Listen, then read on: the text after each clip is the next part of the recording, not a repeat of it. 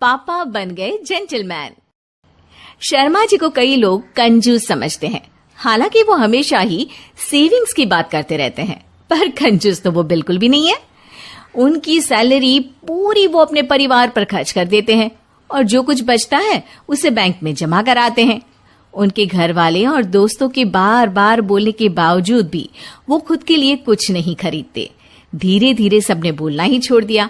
सिर्फ उनकी बेटी श्रेया अभी भी उन्हें इस चीज पर टोकती है।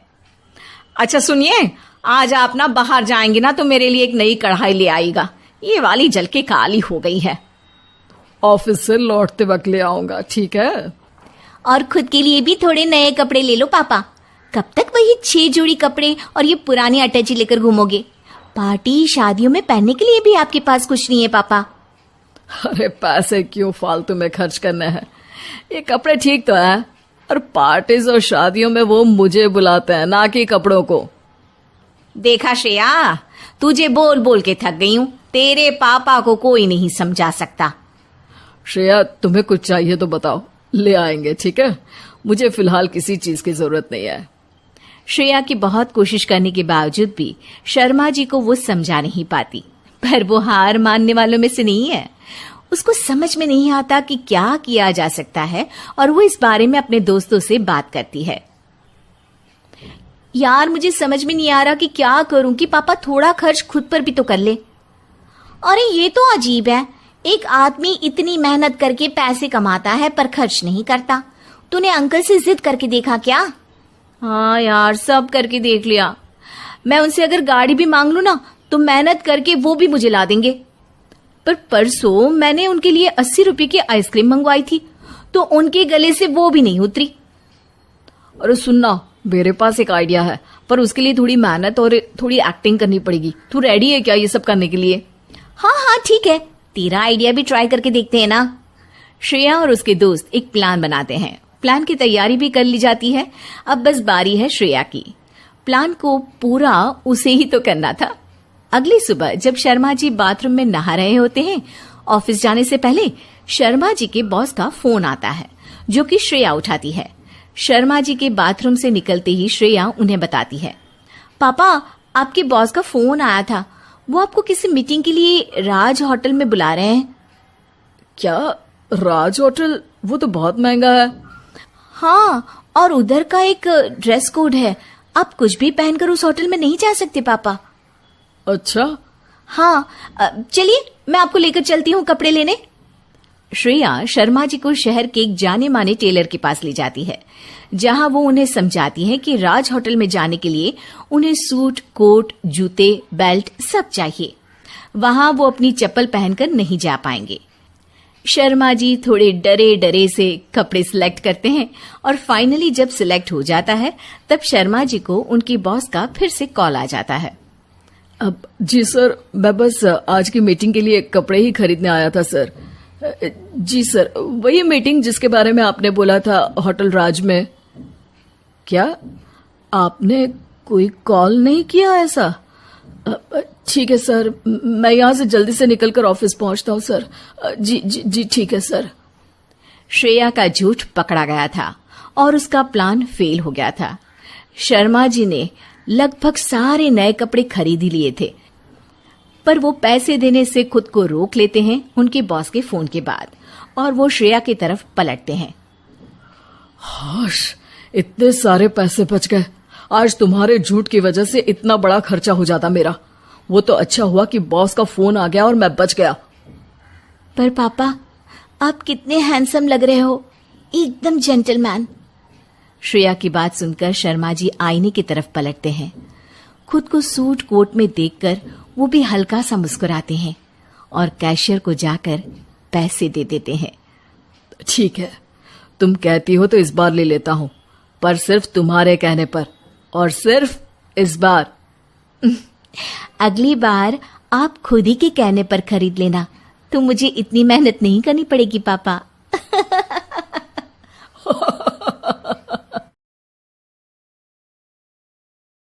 खूनी कुआं। सीमा गर्मियों की छुट्टियों में अपनी नानी के गांव आई थी। सीमा नानी के घर पहुंचने के बाद अपनी नानी के पैर छूती है और उनसे आशीर्वाद लेती है। तभी उसकी नानी उससे कहती है, इतनी बड़ी हो गई मेरी सीमा, चल जल्दी से हाथ मुंह धो ले, मैं तेरे लिए खाना लगा देती हूँ। भूख लगी होगी ना? हाँ नानी, भूख तो लग रही है मुझे, आपके हाथ के बने हुए पीले दाल और चावल खाने की। कितना टाइम हो गया है मुझे आपके हाथ का बना हुआ दाल चावल खाए हुए। तू तो नौकरी में व्यस्त थी, तो तुझे कहाँ से टाइम मिलेगा अपनी नानी के लिए? और जब इतने टाइम बाद आई है तो ज्यादा टाइम के लिए रुक कर जाएगी तू। हाँ हाँ नानी, इस बार पूरे 2 महीने के लिए आई हूँ। सीमा की नानी अंदर जाकर उसके लिए खाना बनाने लगती है। सीमा कमरे में अकेली होती है, तभी उसे किसी औरत के रोने की आवाज सुनाई देती है। वो कभी खिड़की से बाहर झांकती है तो कभी दरवाजे से बाहर झांकती है। उसे समझ में नहीं आ रहा होता है कि आखिर रो कौन रहा है। तभी नानी खाना लेकर आ जाती है। वो अपनी नानी से कहती है, नानी, कोई औरत रो रही है क्या? मैं जब से यहाँ आई हूँ तब से मुझे यहाँ किसी औरत की रोने की आवाज आ रही है। हे भगवान, कहीं ये वही तो नहीं? बोलो ना नानी। अरे कोई नहीं रो रहा, ये तेरे मन का वहम है। और तू ना अब खाना खा ले, ज्यादा यहाँ वहाँ की बातों में ध्यान मत दिया कर। जल्दी से खाना खा और फिर मेरे साथ आ जा मेरे कमरे में, दोनों बैठकर खूब सारी बातें करेंगे। ऐसे ही अगले दिन सीमा अपनी नानी के साथ गांव के बाजार जा रही होती है। उसी रास्ते में फिर से किसी औरत के रोने की आवाज आती है। वो अपनी नानी से कहती है, अरे नानी, क्या सच में तुम्हें अभी भी किसी औरत की रोने की आवाज नहीं सुनाई दे रही? मुझे किसी औरत की बहुत बुरी तरीके से रोने और चीखने की आवाजें आ रही है। मैं बहुत परेशान हूँ नानी, आखिर ये कौन है? मुझे लगता है कि सीमा को शहर भेज देना चाहिए, यहाँ रहना उसके लिए ठीक नहीं। नानी बोलो ना, आप चुप क्यों हो जाती हो? सीमा, तू घर चल, मुझे तुझसे बहुत जरूरी बात करनी है। नानी सीमा को घर ले आती है और सीमा से कहती है, सीमा, कल सुबह तू शहर वापस चली जाएगी। अरे अचानक? आखिर क्या बात है नानी, आप मुझे ऐसे जाने को क्यों कह रही हो? मैं बस जो कह रही हूँ उस पर ध्यान दे। तू कल सुबह यहाँ से चली जाएगी, और ये बात मैं कोई मजाक में नहीं बोल रही। तू कल जाएगी तो मतलब जाएगी। अरे नानी, चली जाऊंगी मैं, ठीक है, पर आखिर बात क्या है ये तो बता दो। मम्मी से कोई बात हुई है या फिर मुझसे कोई गलती हुई है जो तुम मुझे अचानक से जाने के लिए बोल रही हो? देख सीमा, रात बहुत हो चुकी है और मुझे इस बारे में कोई बात नहीं करनी। चल, अब चल के मेरे साथ सो जा। सुबह की बस पकड़कर तुझे शहर भी तो जाना है। सीमा को अपनी नानी का ऐसा व्यवहार देखकर बहुत ही अजीब लगता है। उसे कुछ समझ में नहीं आ रहा होता है कि आखिर उसकी नानी उसे अचानक से गांव छोड़कर जाने के लिए क्यों कह रही है। ये सारी बातें सोचते सोचते सीमा की आंख लग जाती है और वो अपनी नानी के साथ सो जाती है। ऐसे ही आधी रात को सीमा को फिर से किसी औरत की रोने की आवाज सुनाई देती है। वो उस औरत की आवाज सुनकर बार बार करवटें बदल रही होती है और तभी उसे सपने में भी एक अजीब सी औरत की परछाई दिखाई देती है, जो इतना चीख चीख कर रो रही होती है कि सीमा डरकर उठ जाती है। वो पूरे पसीने पसीने हो रही होती है। वो अपने आसपास देखती है तो घर में बिल्कुल शांति का माहौल होता है। सीमा घबरा जाती है। वो अपनी नानी को जगाने की कोशिश करती है मगर उसकी नानी नहीं जगती। सीमा को फिर से उस औरत की रोने की आवाज सुनाई देती है।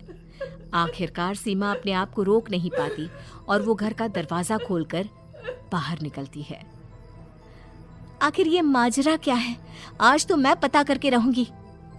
अब आवाज का पीछा करते हुए सीमा आधी रात को गांव के चौपाल के पास बने कुएं के पास पहुंच जाती है, जहां कुएं की चारों ओर बेड़ियां लगी होती हैं। उन बेड़ियों में लगे हुए ताले के साथ एक लाल रंग का कपड़ा और माता रानी का कलावा बंधा होता है। उस कुएं में से सीमा को किसी के रोने की आवाज आती है। सीमा परेशान हो जाती है। इस कुएं में कौन है? कौन है यहाँ? सुनो, कौन है? कौन रो रहा है? वो चिल्ला चिल्ला कर पूछती है और साथ ही लोगों को जगाने की कोशिश करती है, मगर किसी को भी उसकी आवाज सुनाई नहीं देती। अब सीमा खुद उस कुएं के पास की बेड़ियों और तालों को खोलने की कोशिश करती है और किसी तरह कुछ देर की मशक्कत के बाद सीमा उसको खोल भी देती है। और जैसे ही वो कुआं खोलकर उसके अंदर झांकती है, सीमा उस कुएं में गिर जाती है। इतने में उसकी नानी की नींद भी खुल जाती है और सीमा को पास ना देखकर नानी परेशान हो जाती है।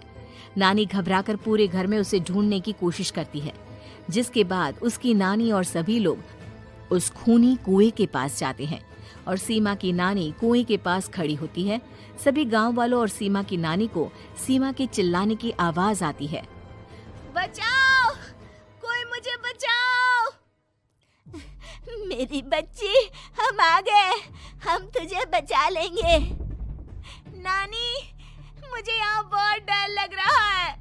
यहाँ इंसान की कटी हुई मुंडिया, हाथ, पैर और कंकाल है और खून भी है। नानी, मुझे डर लग रहा है।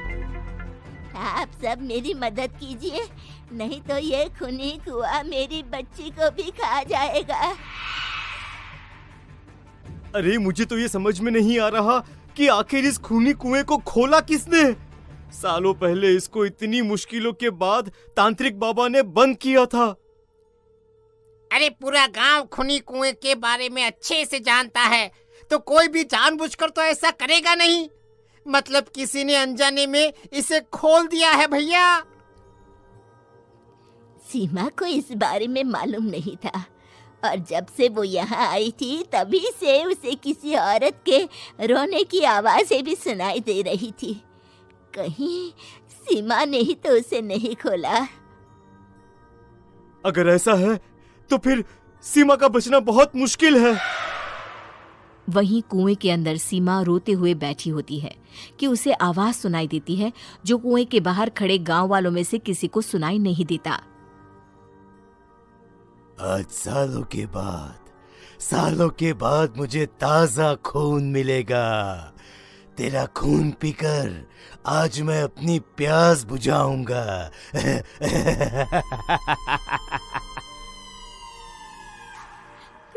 कौन है? मत मारो प्लीज, मुझे जाने दो प्लीज। मैंने किसी का क्या बिगाड़ा है? वो तुझे मरने के बाद पता चल ही जाएगा। जितने में गांव वाले और सीमा की नानी कुछ सोच पाते, उतने में उन्हें सीमा के चिल्लाने की आवाज आती है और अगले ही पल सब शांत हो जाता है। क्या हुआ? सीमा, मेरी बेटी। माफ करना बहन, लेकिन अब सीमा वापस नहीं आएगी। हमें एक बार फिर से कुएं को बंद करना होगा। गांव वाले तभी तांत्रिक को बुलाकर लाते हैं। एक बार फिर अपनी शक्ति से तांत्रिक बाबा उस कुएं को हमेशा हमेशा के लिए बंद कर देते हैं और वहां एक बोर्ड लगा दिया जाता है कि यहाँ आना मना है।